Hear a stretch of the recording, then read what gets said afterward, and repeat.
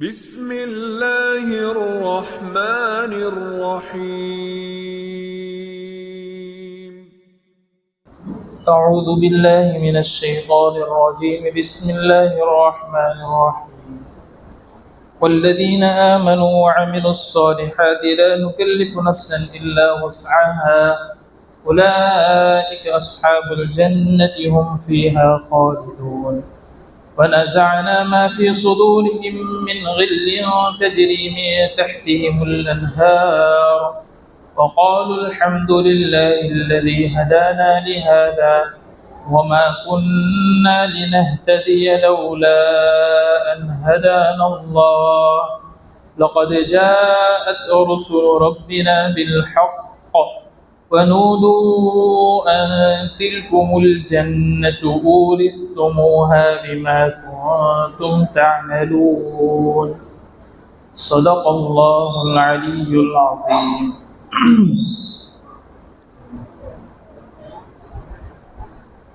محترم بھائیو، دوستو، بزرگوں، یہ مولانا احمد صاحب کی کرم فرمائی ہے اور ذرہ نوازی ہے کہ وہ اپنا مقام اور اپنی کرسی اپنے چھوٹوں کو بھی دیتے ہیں۔ سچی بات یہ ہے کہ ہمیں اپنے بڑوں سے سیکھنا چاہیے۔ پیچھے آپ نے اس آیت کے تحت یہ بات سنی ہوگی، قالت اخراهم لأولاهم ربنا هؤلاء اضلونا فآتهم عذابا ضعفا من النار، کہ اللہ یہ ہمارے بڑے تھے کہ جو ہمیں اچھائی کی طرف دھیان نہیں دلاتے تھے اور اچھائی کی طرف توجہ نہیں دلاتے تھے، اس لیے ہم برائی کی طرف لوٹیں تو اللہ رب العزت کہیں گے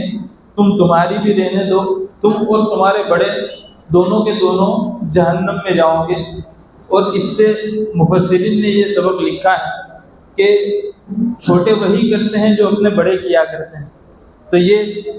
مولانا سے ہمیں سیکھنے کی چیز ہے کہ ہمیں جہاں کہیں بھی بڑا مقام دیا جائے تو وہاں ہمیں اپنے چھوٹوں کو بھی جو ہے آگے بڑھانا چاہیے۔ اور یہی ایک لیڈرشپ کی کوالٹی ہے کہ وہ اپنے چھوٹوں کو بھی اپنا مقام دینے میں ذرا برابر بھی ہچکچائے نہیں۔ اللہ رب العزت سے دعا کرتے ہیں کہ اللہ رب العزت قرآن کریم کا جو یہ تفسیر کا سلسلہ جاری ہوا ہے اس کو خیر و برکات کا ذریعہ بنائے اور اس کا فیض سارے جہاں کے اندر اللہ تعالیٰ عام و تام فرمائے۔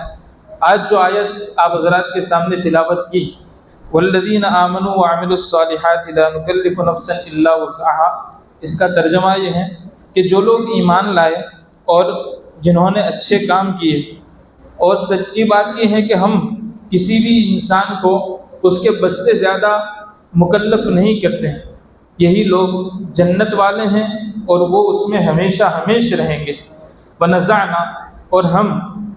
ان کی دلوں سے ہر وہ خواہش کو نکال دیں گے اور ان کی پیروں تلے نہریں جاری ہوگی، اور وہ لوگ کہیں گے کہ تمام تعریفیں اس اللہ کے لیے ہیں جس نے ہمیں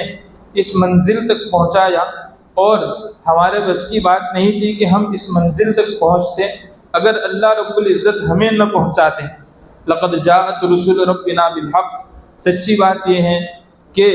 اللہ کے پیغمبر، ہمارے رب کے پیغمبر سچی بات لے کر آئے، حق کی بات لے کر آئے، اور انہیں پکارا جائے گا کہ یہ تمہاری جنت ہے جو تمہیں تمہارے اچھے کیے پر بطور وراثت کے دی گئی۔ اب تفسیر سنتے ہیں۔ اللہ رب العزت نے یہاں پر پیچھے جو مضمون بیان کیا اس سے اس کو جوڑتے ہیں۔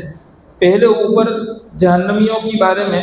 تذکرہ کیا اور جہنمیوں کے تعلق سے بتایا کہ یہ آپس میں ایک دوسرے سے جھگڑیں گے، ایک دوسروں کو ملامت کریں گے کہ تم نے ایسا کیا، تم نے ایسا کیا، اس لیے ہم کو جہنم میں آنا پڑا۔ اور جہنمیوں کا پورا جب منظر کھینچا تو اس کے بعد فوراً اللہ رب العزت نے جنت والوں کا تذکرہ کیا۔ اور یہ رول ہے، یہ ایک اصول ہے کہ وَبِأَضْدَادِهَا تَتَبَيَّنُ الْأَشْيَاءُ، جب کسی چیز کو جو ہے آپ کو اچھے سے ایکسپلین کرنا ہے، اس کو اچھے سے ڈیٹیل میں سمجھانا ہے تو اس کو آپ جو ہے نا اس کا اپوزٹ بتا دیجئے۔ ورودھاتی شبد اسی لیے ہوتا ہے، اگر آپ کسی کالے کو سمجھنا چاہتے ہیں تو آپ کو سفید کو دیکھنا پڑے گا، اچھے کام کرنے والے کو سمجھنا ہے تو برے کام کرنے والے کو دیکھنا پڑے گا۔ اور یہ قرآن کا انداز ہے، قرآن کا یہ اپنا اسلوب ہے کہ جب بھی جو ہے کسی جہنمیہ کے بارے میں جب تذکرہ کرتا ہے تو اللہ رب العزت فوراً جنتیوں کا بھی تذکرہ کرتا ہے، جنت والوں کی نعمتوں کو بیان کرتے ہیں تو فوراً جہنمیوں والوں کے بھی جو ہے اوصاف کو، ان کی صفات کو، ان کی ہولناکیوں کو اور اس کی وحشت کو ذکر کرتے ہیں۔ یہاں پر اللہ رب العزت نے دو چیزیں بتائی، والذین آمنوا وعملوا الصالحات، جو لوگ ایمان لائیں گے اور اچھے کام کریں گے۔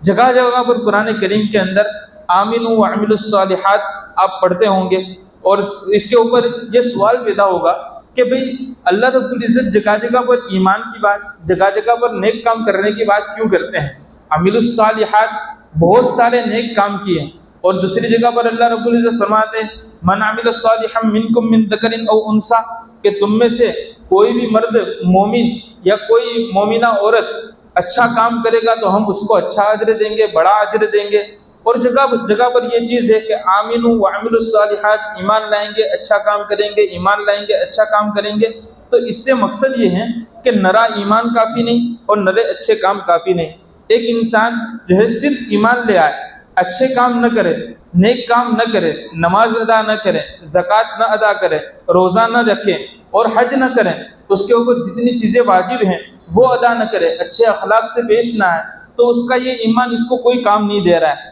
اور اس سے دوسری بات یہ بھی سمجھ میں آتی ہے کہ جو شخص ایمان لے آتا ہے سچے دل سے، اللہ رب العزت اس کو اچھے کام کرنے کی توفیق ضرور دے دیتا ہے۔ اور کہ انسان صرف اچھے اعمال کرتا ہے ایمان لائے بغیر، تو اس کے اتنے اچھے کام کرنے کا صرف اس کو دنیا میں اچھا بدلہ مل سکتا ہے۔ یہ اللہ رب العزت کا اصول ہے۔ ایک کافر انسان جب چائے بناتا ہے اور اس میں شکر ڈالتا ہے تو چائے میٹھی ہوگی، ایک مومن جو ہے وہ شکر ڈالے گا تو بھی میٹھی ہوگی۔ تو اسی طرح سے یہ دنیا کا اصول ہے کہ جو اچھا کام کرے گا اس کو دنیا میں اچھا بدلہ مل سکتا ہے، لیکن آخرت میں اچھا بدلہ ملنے کے لیے ایمان شرط ہے۔ ایمان لائے بغیر لاکھ انسان اچھے اعمال کر لیں، لاکھ اچھی طرح سے وہ پیش آ جائے۔ آج جو ہے بڑے بڑے کافر کے تعلق سے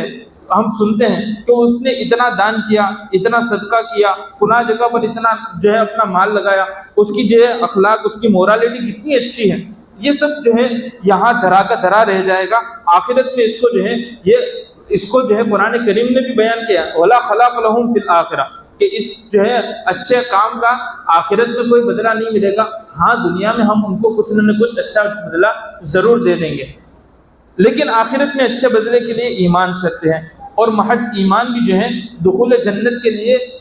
کافی ہے، لیکن دخول جنت اس وقت جو ہے ممکن ہوگا جب اچھے اعمال کیے ہوں گے۔ محض جو ہے ایمان لانے کے اوپر اللہ رب العزت مومن کو جنت تو دے دے گا۔ تو ہمیں یہاں سوال پیدا ہوگا کہ حدیث شریف میں ہم سنتے ہیں کہ جو ایک رائے کے دانے کے برابر بھی ایمان لے کر کے جائے گا، اللہ رب العزت اس کو دنیا سے 10 گنی بڑی جنت عطا کرے گا یا بہت بڑی جنت عطا کرے گا۔ تو اس کا مطلب کیا؟ تو اس کا مطلب یہ ہے کہ انسان جو کچھ بھی برے کام کر کے گیا ہوگا دنیا سے، کل کو آخرت میں اس کو اس کا جو ہے عذاب بھگتنا پڑے گا اور اس کے تعلق سے جو ہے جہنم میں جلنا پڑے گا۔ اس کے بعد جا کر کے آخر میں اس کو جنت ملے گی۔ یہاں پر جو ہے بہت جو ہے لوجیکلی سوچنے والوں کو یہ ہوتا ہے کیا ہو جائے گا، تھوڑے ٹائم تو جلنا ہے جہنم میں، پھر اس کے بعد ایک بار تو جنت میں جانا ہی جانا ہے۔ نہیں، جہنم کے اندر جلنا اتنا آسان نہیں ہے۔ قرآن کریم کے اندر اور احادیث مبارکہ کے اندر جب ہم جو ہے تفصیل سے دیکھتے ہیں اور جو ہے اس کو گہرائی سے مطالعہ کرتے ہیں تو ہمیں پتہ چلتا ہے کہ آخرت جو ہے جہنم کے اندر ایک لمحے کے لیے اگر انسان اپنے آپ کو تصور کر لے، وہیں کہ وہیں وہ جل کے راکھ ہو جائے۔ تو یہ جہنم اتنی ڈینجر چیز ہے۔ اور جو کوئی شخص نیک کام کرے گا اور ایمان لائے گا تو اس کے لیے کیا ہے؟ تو اللہ رب العزت اس کے لیے بتاتے ہیں کہ اولئک اصحاب الجنہ، وہ لوگ جنت والے ہیں، ہم فیہا خالدون، وہ اس میں ہمیشہ ہمیشہ رہیں گے۔ پھر بیچ میں اللہ رب العزت یہ لائے لا نکلف نفسا الا وسعها، کہ ہم انسان کو جو ہے اس کے بس کا ہی مکلف کرتے ہیں۔ اس کا جو ہے لفظی ترجمہ یہ ہوگا کہ ہم کسی شخص کو اتنا مکلف نہیں کرتے ہیں مگر جتنا اس کے بس میں ہوتا ہے۔ یعنی انسان اگر یہ سوچے کہ ہم عمل الصالحات، بہت سارے اعمال، نیک اعمال کیسے کر سکیں گے؟ بھائی ہمارے ساتھ دنیاوی ضرورتیں بھی لگی ہوئی ہے، تو اللہ رب العزت اس کو سمجھانے کے لیے بتا رہے ہیں کہ یہ آپ دنیاوی ضرورتوں کو اور نیک اعمال کو جو ہے الگ الگ ڈیوائڈ نہ کیجیے، یہ دونوں ایک ہی چیز ہیں۔ آج کل جو ہے یہ ایک بہت بڑا ٹرینڈ چل رہا ہے کہ انسان جو ہے اپنی پرسنل لائف کو اور اپنی ریلیجن لائف کو الگ الگ کر رہا ہے، اس کو ڈیوائڈ کر رہا ہے، اور یہ ہرگز ہو ہی نہیں سکتا۔ ایک سچا پکا جو مسلمان ہوتا ہے وہ اپنی پرسنل لائف کو خود سے جی نہیں سکتا ہے۔ ہم مسلمان ہیں، اور مسلمان جو ہوتا ہے شریعت اسلام کے ہاتھ میں اپنا ہاتھ دے چکا ہوتا ہے، وہ دنیا کے کسی موڑ پر، وہ دنیا کے کسی بھی جو ہے راہ پر یا کسی بھی منزل پر خود اکیلا نہیں ہوتا ہے، اسے ہر وقت جو ہے شریعت اس کے ساتھ ہوا کرتی ہے۔ ایک انسان شادی کر رہا ہے، ایک انسان جو ہے اپنی جو ہے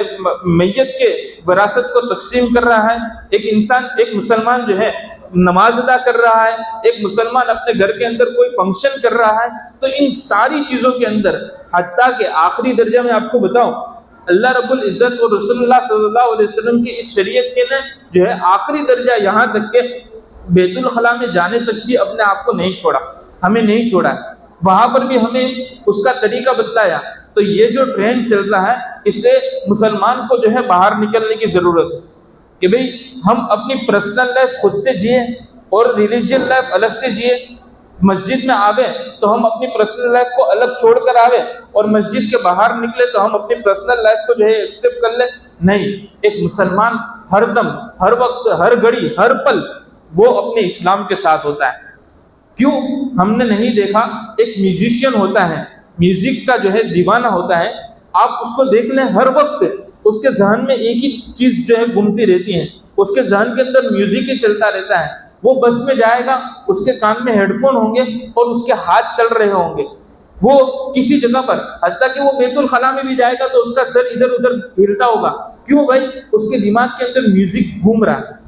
اور اس کے رگوں پہ کے اندر میوزک دوڑ رہا ہے، موسیقی دوڑ رہی ہے۔ اسی طرح ایک مسلمان کو چاہیے کہ وہ ہر دم اپنے اندر اور اپنے جو ہے رگوں پہ کے اندر، جسم کے خون کے اندر جو ہے وہ اسلام کو اور شریعت اسلام کو جو ہے اندر دوڑا دے،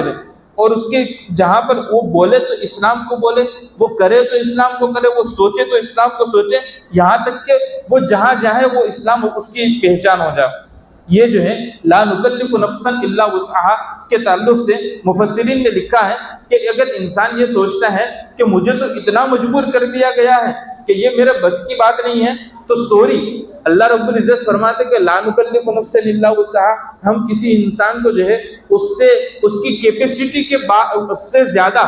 اوور لوڈ اس کو نہیں دیتے ہیں، اور اس کو جو حکم نہیں دیتے کہ آپ یہ بھی کرو، یہ بھی کرو، یہ بھی کرو۔ نہیں، ایک انسان اگر صحیح انداز سے، صحیح طریقے سے، اچھے اعمال کر اچھی نیت سے اگر وہ اسلام کو ایکسیپٹ کرنا چاہتا ہے، اسلام جو ہے الدین یسر، اسلام آسان ہے، دین آسان ہے، شرط یہ ہے کہ انسان اس کو جو ہے 100% ایکسیپٹ کرے۔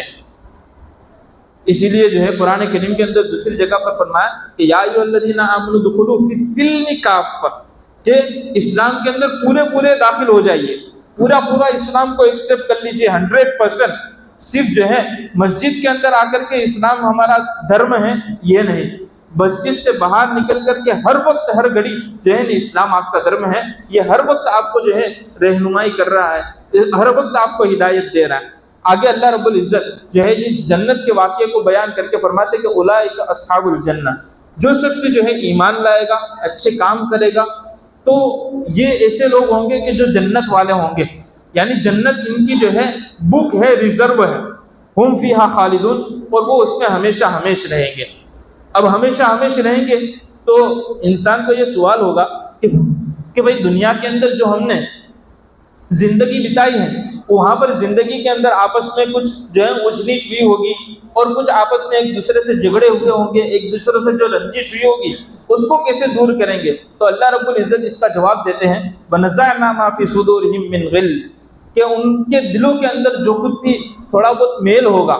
غل کہتے ہیں رنجش کو، کدورت کو، اور آپس میں ایک دوسرے کے تعلق سے جو حسد اور کینہ دلوں کے اندر ہوتا ہے، نیک کام کرنے والوں کے دلوں کے اندر بھی حسد اور کینہ ہوتا ہے۔ اور بعض مفسرین نے یہ بھی لکھا ہے کہ اللہ رب العزت نے پچھلی آیت میں یہ فرمایا کہ لا نکلف نفسا الا وسعها، کہ ہم کسی انسان کو اس کے بس سے زیادہ مکلف نہیں کرتے ہیں، تو انسان کو یہ ہو سکتا ہے کہ بعض مرتبہ مجھے ایسے خیال آتے ہیں کہ جس کو میں روک نہیں سکتا ہوں۔ انسان نماز شروع کر رہا ہے، مسلمان نماز پڑھ رہا ہے، اللہ اکبر کہا، اس نے یہ سوچ لیا کہ مجھے ایک بھی خیال مجھے آنا ہی نہیں ہے، میں اس کی کوشش کروں گا۔ اس نے اپنے بس بھر کی کوشش کی، اس کے باوجود اس کے دل کے اندر جو خیال آتا ہے، اللہ رب العزت فرماتے ہیں کہ وَنَزَعْنَا مَا فِي صُدُورِهِم مِّن غِلٍّ، کہ اس کے دل کے اندر جو کچھ بھی اس طرح کے خیال آئیں گے ہم اس کو نیست و نابود کر دیں گے، اس کو ختم کر دیں گے، اس لیے اس تعلق سے وہ گھبرائے نہیں۔ اور دوسری تفسیر جو ہے بعض مفسرین نے یہ لکھی ہے کہ ہم ان کے دل کے اندر کی جو کدورت آپس میں ایک دوسرے سے رہ گئی ہوگی ہم اس کو صاف کر دیں گے۔ اور اس سے جو ہے بعض مفسرین نے یہاں تک لکھا ہے کہ آپس میں ایک مرتبہ کبھی جو ہے نیک صالحین کا یہ شیوا رہتا ہے کہ وہ تسابق کرتے ہیں ایک دوسرے سے نیکی میں آگے بڑھنے کے تعلق سے۔ بھائی ایک نیک انسان ہے، وہ دوسرے نیک انسان کو دیکھتا ہے تو اس کو یہ ہوتا ہے کہ میں اس سے آگے بڑھ جاؤں، تو اس سے آگے بڑھنے کی جو اس کی خواہش ہے اور اس کو پیچھے کرنے کی جو اس کے دل کے اندر طمع ہے اور وہ جو رنجش ہے، اس کو اللہ رب العزت ختم کر دیں گے۔ تجری من تحتہم الانہار، کہ ان کو ایسی جنت دی جائے گی کہ جس کے پیروں سے جو ہے نہریں گزرے گی۔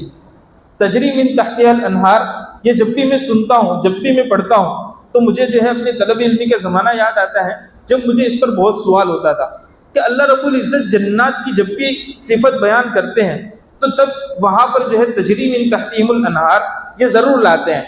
اکثر آپ دیکھ لیجئے جہاں کہیں بھی جنت کی اللہ رب العزت تعریف کریں گے تو وہاں پر یہ بات ضرور آئے گی کہ ان کی پیروں سے، ان کے پیروں کے نیچے سے جو ہے جنت نہریں جاری ہوگی، ایسے باغات میں ہوں گے جہاں سے نیچے نہریں جاری ہوگی۔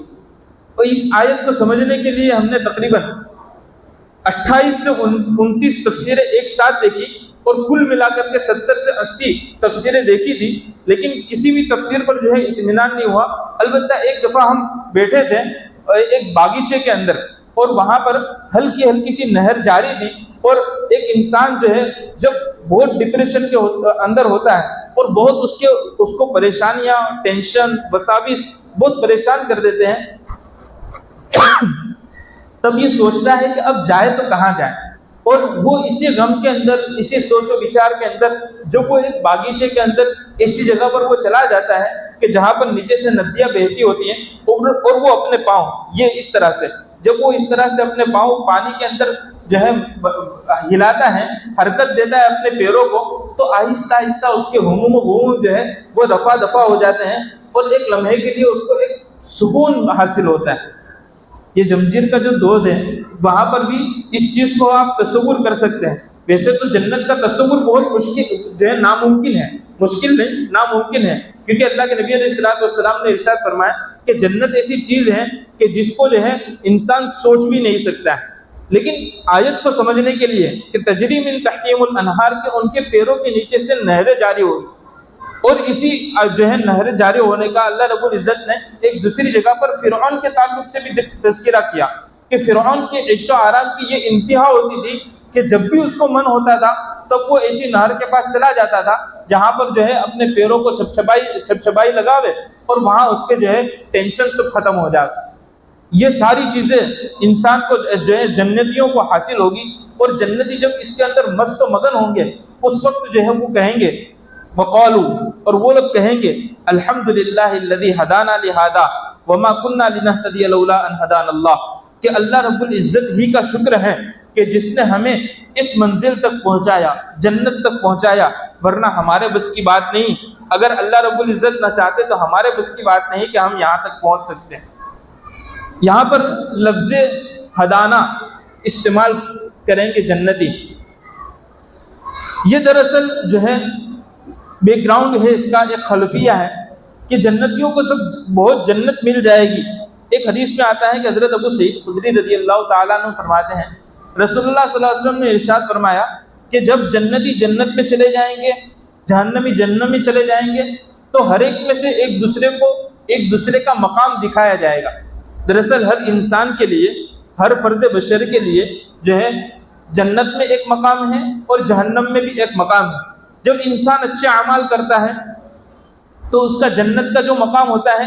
وہ اس کے لیے بک ہو جاتا ہے، اور جہنم کا جو مقام ہوتا ہے اس کے اوپر چوکڑی لگ جاتی ہے کہ یہ بندہ یہاں نہیں آئے گا۔ اور جب بندہ نیک اعمال نہیں کرتا ہے، برے اعمال میں مبتلا ہو جاتا ہے اور وہ جہنم کا مستحق ہو جاتا ہے، تو اس کو جب جہنم میں بھیج دیا جائے گا تو اس کا جنت کی جو جگہ ہے اس کے اوپر چوکڑی لگا دی جائے گی کہ بھئی یہ جب بھی آئے گا تب اس کو یہ جگہ دی جائے گی۔ تو جب جنتی جو ہے جہنم کے اندر اپنے مقام کو دیکھیں گے، حدیث میں آتا ہے کہ جنتیوں کو ان کا جہنم کا مقام دکھایا جائے گا اور جہنمیوں کو بھی جنت میں ان کا مقام دکھایا جائے گا، تو جہنمی تو بہت افسوس کریں گے۔ اس کے افسوس کا ذکر بھی جو ہے قرآن کریم میں دوسری جگہ پر آیا ہے۔ اور لیکن جنتی جب دیکھیں گے کہ یہ کیسے حال کے اندر ہیں اور کیسی ان کی جو ہے وحشیانہ حال ہے، تو وہ لوگ اس وقت کہیں گے کہ اللہ رب العزت، اللہ جی یہ ہمارا کمال نہیں ہے، یہ ہماری جو ہے بڑائی کی بات نہیں ہے، ہمارے اعمال کا نتیجہ نہیں ہے، یہ محض آپ کے فضل کی بات ہے، آپ کے کرم کی بات ہے کہ آپ نے ہم کو یہاں تک پہنچائے،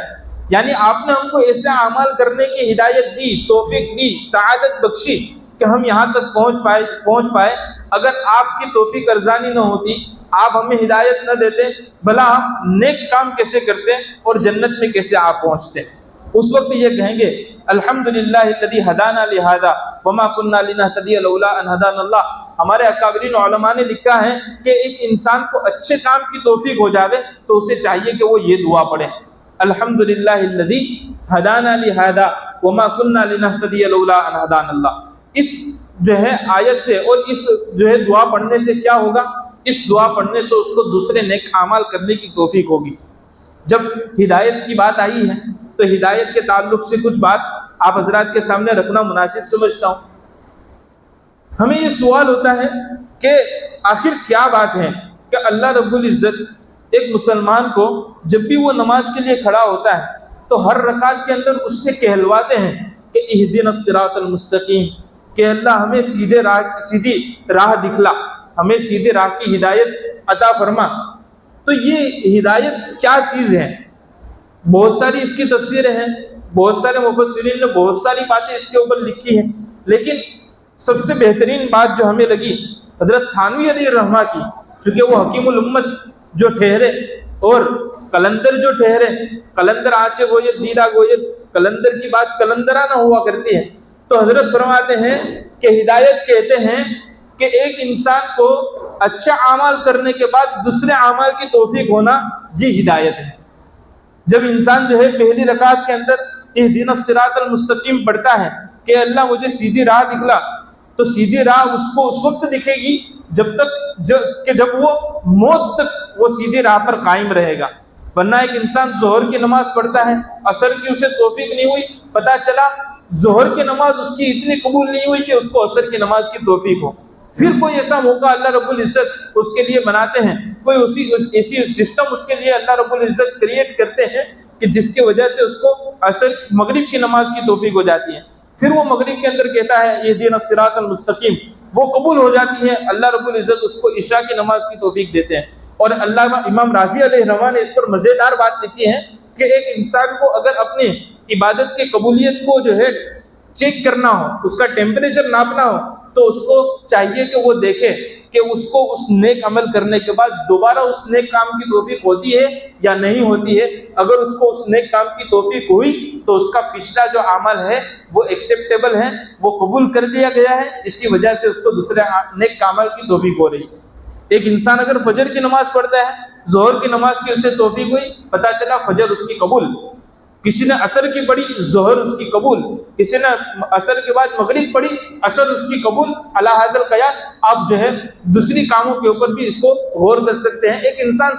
سچ بول رہا ہے، سچ بولنے کی وجہ سے اس کو ایک جو ہے تھوڑی دیر کے لیے نقصان اس میں محسوس ہوا، لیکن اس کے باوجود بھی اس نے سچ بولا، دوبارہ سچ بولا، سہبارہ سچ بولا، پتہ چلا اس نے پچھلی مرتبہ جتنے سچ بولے وہ سب کے سب قبول ہو رہے ہیں، اور جب قبول ہو جاتے ہیں تو اللہ رب العزت کی نگاہ کے اندر یہ مقبول ہو جاتا ہے، اور یہ جب مقبول ہو جاتا ہے تو اس کو جو پچھلی پریشانیاں ہیں اللہ رب العزت آہستہ آہستہ اس کو راحتوں میں تبدیل کر دیتے ہیں۔ اور اسی بات کو جو ہے رسول اللہ صلی اللہ علیہ وسلم نے یوں ارشاد فرمایا کہ ایک انسان نیک اعمال کرتا رہتا ہے یہاں تک کہ وہ اللہ رب العزت کی نگاہ کے اندر جو ہے نیک صالح لکھا جاتا ہے۔ اور جو ہے اللہ رب العزت اس سے محبت کرنے لگتا ہے، اور اللہ رب العزت جو ہے ملائکہ سے کہتا ہے میں ان سے محبت کرتا ہوں، جو ہے ملائکہ کے سردار کو اللہ رب العزت کہتے ہیں کہ ملائکہ میں اعلان کیجئے کہ میں ان سے محبت کرتا ہوں، ملائکہ اس سے محبت کرنے لگتے ہیں۔ پھر دنیا والوں کے اندر یہ اعلان ہوتا ہے کہ میں ان سے، اللہ رب العزت ان سے محبت کرتے ہیں، ملائکہ ان سے محبت کرتے ہیں، اور نیک صالح لوگ ان سے محبت کرتے ہیں، آپ بھی ان سے محبت کرو۔ یہی وجہ ہے کہ ہم جب دیکھتے ہیں کہ ہمارے بڑے بڑے اکابرین، حضرت مفتی احمد صاحب خانپوری دامت برکاتہم اور ان جیسے جتنے بڑے بڑے اکابرین ہیں، آپ ان کے پاس دیکھیں، ان کے پاس کیا دنیا کے کمالات ہیں، کیا ان کے پاس دنیا کی ڈگریاں ہیں، کیا ان کے پاس جو ہے دنیا کے بڑے بڑے خزانے ہیں؟ کچھ نہیں ہے۔ اللہ ہے ان کے پاس، اللہ کی یاد ہے ان کے پاس، اور اللہ کے پاس وہ مقبول ترین ہے۔ یہی وجہ ہے کہ لوگ ان کے پاس جو ہے جوک در جوک آتے ہیں، ٹیموں کی ٹیمیں آتی ہیں، اور ان کو صرف دیدار کر کے وہ اپنی جو ہے دل کا اطمینان حاصل کرتے ہیں۔ آپ میں سے بھی کسی نے ایسے لوگوں کو دیکھا ہوگا کہ جن کو دیکھ کر کے بس اللہ رب العزت ان کو یاد آتا ہے، اور ان کے دل کو سکون پہنچتا ہے، دل کو ٹھنڈک پہنچتی ہے کہ ہاں بھئی ان کو دیکھ لیا، میرے سارے ٹینشن رفع دفع ہو گئے۔ تو یہ جو ہے ہدایت ملنے کی سبب بسبب ہوتا ہے۔ آگے اللہ رب العزت فرمائے لقد جاءت رسول ربنا بالحق، کہ ہمارے پاس جو ہے ہمارے رب کے پیغمبر سچی بات لے کر آئے۔ ونودوا، اور ان کو پکار کر کے کہا جائے گا کہ یہ جو جنت آپ کو جو ملی ہے نا، وہ آپ کے نیک اعمال کے بسبب ملی ہے۔ آپ نے اچھے اعمال کیے تو اس اچھے اعمال کی بسبب آپ کو یہ جنت وراثت کے اندر ملی۔ اب یہاں پر جو ہے لقد جاءت رسول ربنا بالحق کے تحت مفسرین نے لکھا ہے کہ انسان کے پاس اللہ رب العزت کی طرف سے ہدایت کے مختلف مواقع آتے ہیں، ہدایت کے مختلف موسم آتے ہیں۔ جسے رمضان المبارک کا یہ موسم ہے، تو یہ جو ہے اللہ رب العزت کی طرف سے ایک ہدایت کا جھونکا ہے، ہدایت کی ایک لہر ہے، ہدایت کی ایک ہوا ہے۔ اب مسلمان کو چاہیے کہ اس کو جو ہے وہ بہت وسعت دلی کے ساتھ اس کو قبول کرے، اور اس کے اندر جتنا ہو سکے اتنا اپنے آپ کو جو ہے سدھارنے کی کوشش کرے، ہدایت کی طرف بڑھانے کی کوشش کرے۔ ایک انسان جو ہے جہاں کہیں بھی جاتا ہے، اس کو ہر کسی چیز کے اندر اس کا اپنا رب دکھ سکتا ہے، یہاں تک کہ قرآن کریم کے اندر تو فرمایا وَفِي أَنفُسِكُمْ أَفَلَا وفی انفسکم، کہ ہم نے تو تمہارے اندر، یعنی خود آپ اپنے جسم کے اندر بھی غور کریں گے نا، تو آپ کو کہیں نہ کہیں ایسی چیز مل جائے گی کہ آپ اللہ رب العزت کی راہ کی طرف چل پڑیں گے۔ تو کسی پیغمبر کا ہمارے پاس آ کر کے یہ کہنا کہ بھائی آپ سچی سیدھی راہ پر آ جائیے، اچھے کام کرنے لگیے، یہ ضروری نہیں ہے۔ اللہ تبارک و تعالیٰ نے جو ہے دنیا کے ہر سسٹم کے اندر، دنیا کی جو ہے آسمان سے لے کر زمین اور زمین آسمان کے درمیان جتنی بھی چیزیں ہیں، ان سب کے اندر اللہ رب العزت نے اپنی کچھ نہ کچھ ایسی نشانیاں اور کچھ نہ کچھ اپنا ایک ایسا میسج چھوڑ کے رکھا ہے کہ جس کو انسان دیکھ کر کے اللہ رب العزت تک پہنچ سکتا ہے۔ ایک جو ہے بزرگ نے بہت زبردست بات لکھی ہے کہ وہ فرماتے ہیں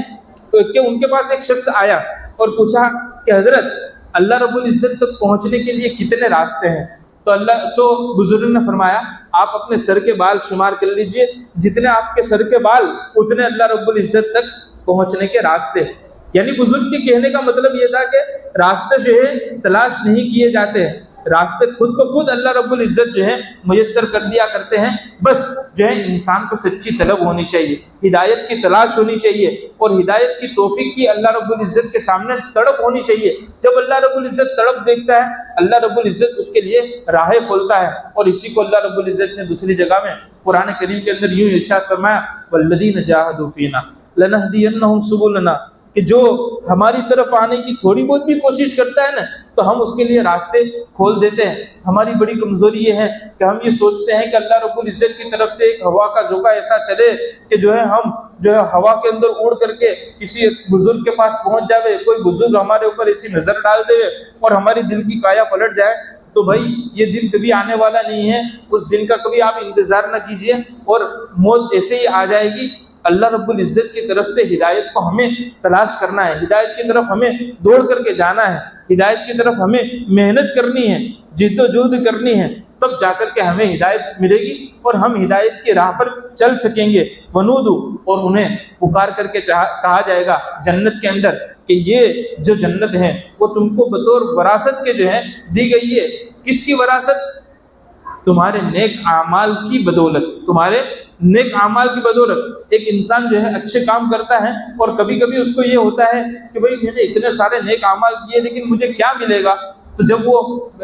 جو اس انتہا پر پہنچ جاتا ہے تو ایک وقت وہ آتا ہے تو اس کے دل کے اندر یہ اطمینان ہو جاتا ہے کہ ملے گا، مجھے انشاءاللہ اس کا ضرور بدلہ ملے گا، اور وہ اطمینان اللہ رب العزت وہاں اس کو یاد دلائیں گے کہ یہ جو تم نے نیک اعمال کیے تھے اس کا یہ بدلہ ہے۔ اللہ رب العزت ہم سب کو جنت کے اندر جمع فرمائے، اور اللہ رب العزت جنت میں جانے کے جتنے اعمال ہیں اس کے کرنے کی توفیق عطا فرمائے۔ وآخر دعوانا الحمدللہ۔